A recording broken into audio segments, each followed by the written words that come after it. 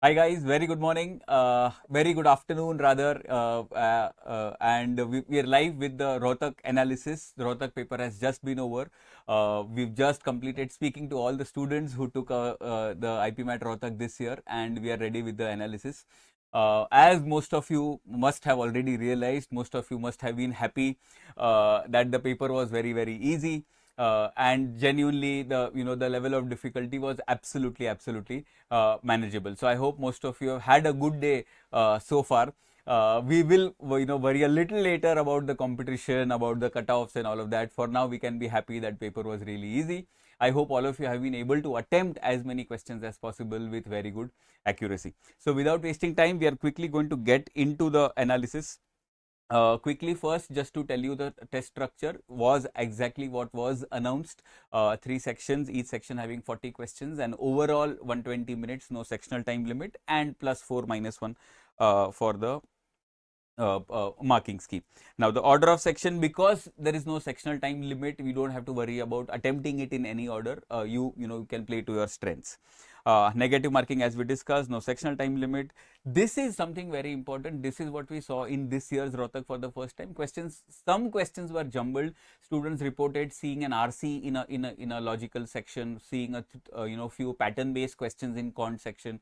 So, the breakup or the segregation of the sectional questions was not exactly as what it should have been. 3 to 4 questions, 4 to 5 questions were jumbled up. So, if you have gone through that also in your own test experience, it is okay. I'm not sure if Rohtak has done this by design or it probably was an oversight, but nevertheless, I don't think we have a lot to worry. Simply because there was no sectional time limit and there is no sectional cutoff also, so it does not really matter. So don't worry about it. Okay. Now, moving on to the quantitative ability, this was a surprise. A lot of students were taken by surprise, were taken by pleasant surprise, because out of 40, at least 28 to 30 questions were from one single module, which was arithmetic. And because it was arithmetic, it was a pleasant surprise. It was not a very unpleasant or a difficult surprise. So most of the students were able to solve questions. There were as many as I said, 25, 28, 30 questions from one module. So this the split here was 4-5 questions were from SICI, 3-4 questions from profit and loss, 4 to 5 questions again from time, speed, distance, time and work, percentages, mixtures, ratios. All of these topics were covered. So arithmetic was covered in as much detail as they could have probably. So roughly around 28 to 30 questions were only and only from arithmetic, and most of them were easy, barring 2 to 3 questions from this particular module. Students reported that they saw questions on bankers discount, they saw questions on dividend yield, and all of that, which they were not as prepared as with other topics.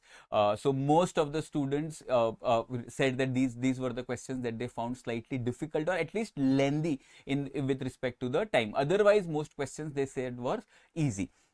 Barring that, PNC probability, there were 4 questions, and numbers, there were 1 or 2 questions.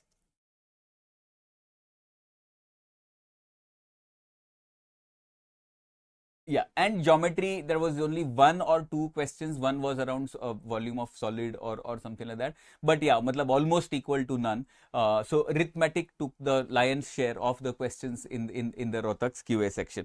Overall, we feel the section was easy to moderate. Moderate only because of the few 2, 3 questions, 4 questions that students may not have been able to attempt, or maybe just in a hurry to attempt everything may have gone wrong and therefore earned a few negatives. That's all. Otherwise, barring 2, 3 questions that we discussed, and no other question was like in the unsolvable realm. All the questions were pretty manageable. Okay, moving on to logical reasoning. Uh, Arrangements, as usual, there were 2 sets, 7 to 8 questions. Coding decoding was again had a very high weightage. So coding decoding, 5 to 6 questions. Family relationships, there was one coded family relationship set, where you see A dollar B is A is the father of B type of questions. There was one set on 5 questions of that. Clocks, calendars, there were 3 to 4 questions, 2 questions on clocks, 2 questions on calendars. 4 to 5 questions on statement assumptions. Silogs was also there, 2-3 questions. 1 or 2 silog questions were slightly tricky. Otherwise, it was pretty easy. Students reported seeing BODMAS questions also, basic calculations in logic, and pattern and calculation based questions were also seen, roughly around 4-5 questions. So this makes roughly the composition of the 40 questions of logic here. We would say that the section was absolutely easy. Some students have said very, very easy. I am taking a slightly conservative route and still saying the set was the section was easy, not very easy. Maybe only because of accuracy and students going wrong when they try to do really quickly. Okay, but yes, otherwise, I'm sure all of you would love to have such a section in your actual exam also. Yeah. Moving on to the third and the final section, verbal ability. 2 to 3 passages, roughly on an average 3 questions in every passage. Some students said they had 2 passages in verbal and 1 in logic, as I said earlier. Somebody had 3 questions, all the 3 passages in the verbal section itself. So roughly 6 to 9 questions here. 5 questions on parajumbles, 10 to 12 questions combined of all the grammar topics. Idioms and vocabulary, 10 questions, 3 to 4 questions on idioms. 1 or 2 questions on idioms were particularly difficult. Otherwise, all of them were easy. Vocab was very, very straightforward. Fill in the blanks, meanings, and all that was very, very simple. Analogy, again, 2 to 3 questions students have said, and they were also very, very easy. So, like logic, we think verbal was also easy. Maybe I've said easy to moderate, but I'm still tending towards easy and not as much towards moderate. So yeah, that's the topic composition for all the 3 sections. Overall, I think that good attempts. In cons, we say that you should have attempted at least 32. And with logic and verbal, definitely 35 plus. Because the paper was very easy, because everybody has found it easy, definitely cutoff is going to go higher. As what it was last year, and therefore now the competition is going to be in the higher scores and not in the lower scores. So I'm genuinely hoping that all of you have worked with very high accuracy. Accuracy at the cost of speed is absolutely pointless. So I'm sure, I hope that all of you have been very accurate with your attempts. So yes, Quant 32, logic and verbal 35 plus. Overall, we feel that the cutoff should be in the range of 345-ish to 365.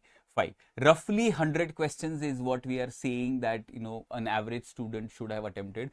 Even with 90% accuracy, I think the score that the student will be able to score is around 350-ish with 100 questions and 90 correct. So we are saying 345 to 365 should be a decent range, should be most probable range, wherein the top 25% students score that, and therefore that's what becomes the cutoff. So yeah, that will be it for now. This is the analysis of Rohtak 2025. Okay, I'm just going to quickly go through the comments. I'll just see if I have anything to answer here. Okay, so Dharya says one could do above 30 in all the sections. Yes, Dharya, yes, you better have done above 30 in all the sections. Yes, if I see any more comments, I think I'm ready to take it. But otherwise, I think we are done for now. I really hope, as I said earlier also, that you have not only worked quick, but you worked with very high accuracy, so that you land in this particular range, which increases the probability of a call. So yeah, that will be it for now. Thank you so much, and all the best for IPMAT Indore. All the best for all the other exams. If you have any attempts of NPAT still to go, if you have the second attempt of SET, I really hope you do well, and all the best.